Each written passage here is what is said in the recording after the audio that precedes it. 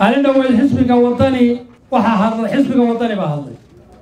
سلمان يوسف على كورة وحي كنت المامين إنه نين كنت شوقة قنيحي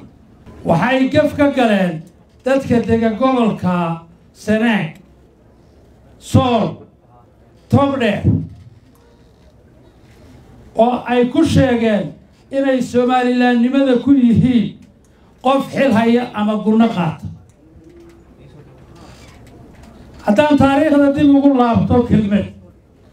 سومالي لا شقد يضوح عن بلابي كل سقال بقول يكوي السقاشك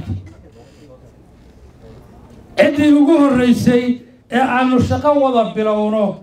مركي أحسن أمدالك سواق شيء أفري طبعا عشان بعدي محمد كاهين كهالكا صوفر دي أي كوكا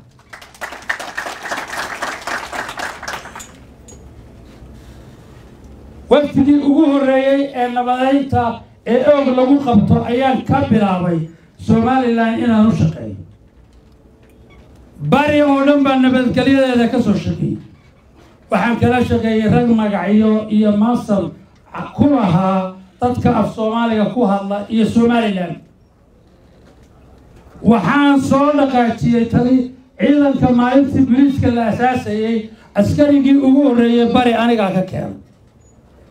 عبد النبول مودي إذا كقرن كقوتدي كواد مركي الأساسي أو إنا إسماعيل حسن إسماعيل حسن علي أبو كرتلية هكاها لكي كان يبري بنا إلى معلنتا دقاقه قبل الله بري دستور كمركي للسبعين هي لو فوتين وزير بانها قبل هذا بريود أنا حكامي دستور كمركي لو فوتين كيد كابن يجيل در سومالي لاتي شكتر وان سوتان contribution قف نفط هيدا يحولها هيدا في هذا يكشرتا أنا يقول لي يقول لي يقول لي يقول قراءة أيوه أنت ذي لا لا ولا يجي أيها لقيت لي يوتيوب حتى حاجة كلا وريكو historically waxaan ahay ninkii awowgii sameeyay xuduudka jamhuuriyadda Somaliland iyo Soomaaliya u dhaxay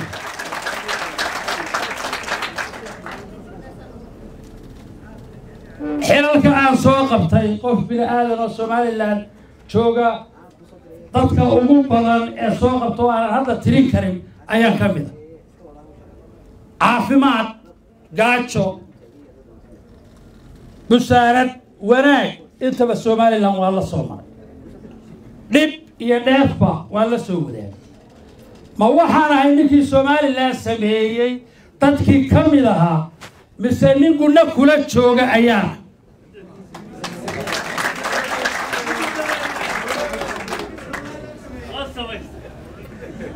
هذه أربعة مدة السومالي لام بالمرخاتي وقد جاية إن مدحني مدة كرمتها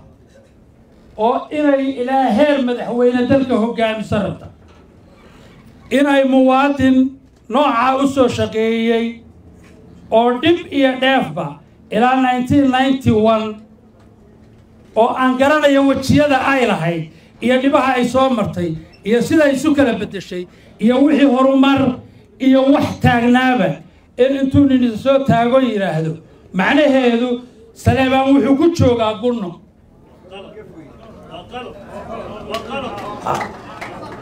ummadda reer Somaliland ayaa marxaati ka noqonaysa anigana layguma odhanay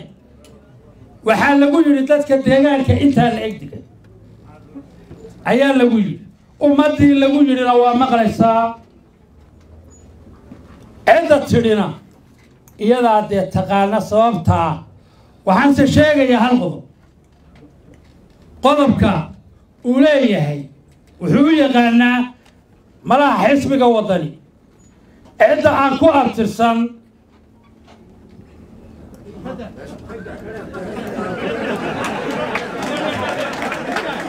makandaya waaya kuul baan idiin rajaynayaa ummadda reer Somaliland ka gees waxaan leeyahay sharaf ahmadatiin aad iyo aad baan idiin salaamaya wassalaamu calaykum ورحمة الله وبركاته.